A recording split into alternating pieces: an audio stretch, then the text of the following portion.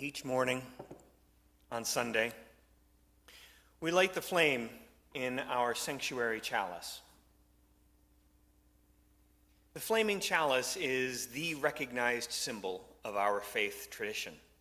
Fascinatingly, the origin of this religious symbol is pertinent to our topic of immigration today. Hans Deutsch, an Austrian artist, first brought together the chalice and the flame as a Unitarian symbol during his work with the Unitarian Service Committee during World War II. The Service Committee commissioned Deutsch to create a logo that they could use for legal paperwork for Jews and political dissidents fleeing the rise of Nazi Germany. It also developed as an underground symbol that transcended language for those assisting the refugees. Our central religious symbol as Unitarian Universalists, the image that represents our identity, was first used as a symbol of hope and support for refugees fleeing fascism. The chalice lighting words I used this morning were written by Erica Hewitt. Reverend Hewitt wrote, "The chalice, as a symbol of Unitarian Universalism, arose as a beacon of hope in an atmosphere of tyranny.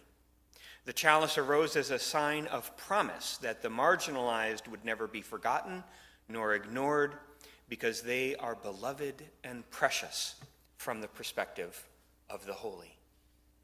Our faith has a proud history of resisting tyranny and fascism, of revealing hope, of holding out a promise to treat all people, particularly marginalized and vulnerable people, as beloved and precious. That is what it means to be Unitarian Universalism, to be Unitarian Universalist in the face of tyranny. You may have noticed new signs posted on some of the doors in our building in recent months. The signs essentially declare some spaces as private, such as the main office or the library or the religious education classrooms and so on. These signs are not meant to stop members of the congregation from entering those spaces. They are meant to stop immigration and customs enforcement agents from entering. Our current federal administration reversed a long-standing position that said ICE agents would not enter sensitive areas such as hospitals, schools, and houses of worship. ICE agents are now being sent into these spaces to find people to arrest and deport. A house of worship is a public space, technically. This is an example of the administration pushing against the Fourth Amendment rights. Broome County is not experiencing a surge of ICE activity in our streets. Instead, we're seeing it in our jails, where more than 25% of the roughly 400 people imprisoned there are part of the ICE arrests and detainments from around the state. In our country today, we are experiencing the rise of fascism in the form of white Christian nationalism. The evil among us is targeting immigrants, along with a handful of other vulnerable identities. Christian nationalism, at its heart, is a betrayal of Christianity. The practice and policies of the current administration are deeply anti-democratic, anti-Christian, and immoral. I mean this in particular today as it relates to immigration, but my statement applies more broadly, to be sure. But today, let us consider how immoral and anti-Christian this current administration is with regards to immigration. In the Bible, we can find a multitude of times when people receive commandments from God to treat the vulnerable people in a fair and just way, particularly widows and orphans, the poor, and foreigners. We heard, for example, the passage from Exodus this morning, chapter 23, verse 9, Do not oppress the foreigner. You yourself know how it feels to be foreigners because you were foreigners in Egypt. This passage and the sentiment it offers is not a minor point.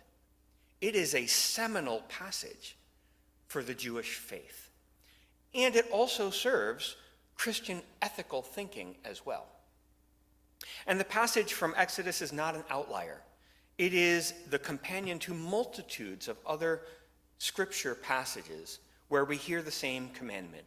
Deuteronomy 26:5 and 27:19, Ezekiel 22:7, Leviticus 23:22 and 24:22, Zechariah 7:10, Malachi 3:5, and Jeremiah 7:6, along with dozens more from Deuteronomy and Leviticus and Exodus. There are a few narratives from Genesis that frame the conversation as well. Add to these the passages from the Gospel of Matthew's Sermon on the Mount and Paul's letter to the church in Rome, along with that amazing passage from Hebrews 13:2. Do not forget to show hospitality to strangers, for by doing so, some people have shown hospitality to angels without knowing it. Taken together, they frame a very clear call for Jews and Christians to treat immigrants with compassion. It is appropriate to surmise that the overall message from the Bible on the topic of immigration is compassion. Compassion is required of us. We should not abuse or oppress immigrants, and instead we should treat them like citizens. Now, in fairness, I will say the Bible does contradict itself. Often. On this topic, we can find cases as well. The book of Nehemiah is deeply anti-immigrant. And some Christians, particularly conservative evangelical Christians, do love to quote from the book of Nehemiah. Nehemiah's context is important to notice, however. The first Babylonian exile had happened for the Jews recently, and the temple had been destroyed. Nehemiah took on the project of rebuilding the city walls. Part of the project was to cleanse the population of what he deemed to be cultural pollution, meaning there had been a lot of intermarriage between Jews and other groups. Nehemiah's purity goals and anti-immigration policies served a purpose in his mind, despite being out of step with the rest of Scripture.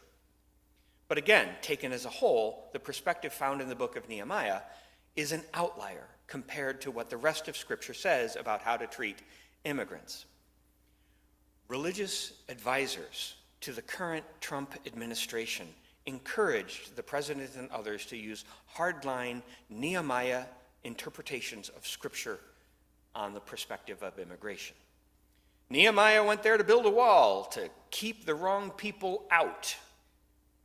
What they don't say out loud is the way Nehemiah's rigid cultural purity was at play very strongly as well. They actually like that part, but they know that it would not play well to the general United States population.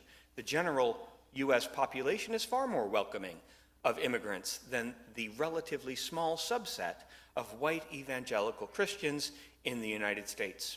Far more U.S. Christians are familiar with and in agreement with the passages that advocate for compassion toward foreigners and immigrants. And here's the rub. These religious arguments in our contemporary political debate are disingenuous. The Christian nationalists, using biblical arguments for anti-immigration agendas, are nationalists first. The part about being Christian is an adjective. It's a means toward their nationalism. Their goal is not strong borders and crime prevention. If they wanted to prevent crime, they would not be kidnapping parents as they drop their kids off at school, or disappearing people who show up for their immigration hearings, or raid work locations. If they really wanted to prevent crime, they would be arresting the business owners who exploit the workers, not the workers. But that is not their goal. It never was. Those are merely arguments they present as they strive to shape our country into their Christian nationalist dream. You may have noticed a small nuance in my language about Nehemiah being used to advocate for anti-immigration policies, and the scores of other passages such as Exodus and Hebrews where being used to advocate for compassion for immigrants. Immigration, the way we experience it today, is very different from what is being talked about in the Bible. There was no border enforcement police, no deportation process, no naturalized citizens exactly, or work visas. We are extrapolating and interpreting when we use these old texts to guide current opinion and policy. And if we're being honest, it's worth pointing out that it is a very small number of people who would say their true goal is to be biblically accurate. Most people, if we are being honest, would admit to a different motive.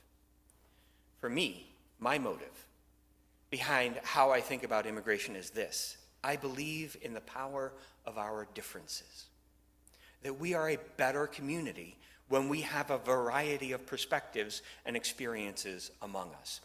E pluribus unum.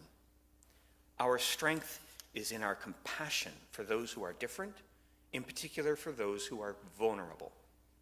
For others, the motive seems to be a desire to gain control through fear, to dehumanize certain people, to create a monoculture, a white supremacist or Christian nationalist dream of exclusion and power.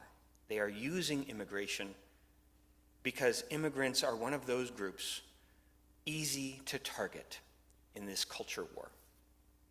We as Unitarian Universalists have a role to play in the face of this hate. We have a calling to light our chalice and resist tyranny again. We must resist the fear and the hate and the lies that seek to divide us. Our faith calls us to be generous and gracious with the vulnerable among us who are being attacked and abused. I encourage you to seek truth, to protect the homeless, our trans siblings, and the undocumented among us. Refuse hatred, but call out that hate wherever you find it. Go out and meet people. Experience the differences of the broader community. Help the marginalized and the vulnerable people under attack to know that they are not alone, that they do belong, that they are beloved. Know that you are not alone. You do belong. You are beloved. In a world without end, may it be so.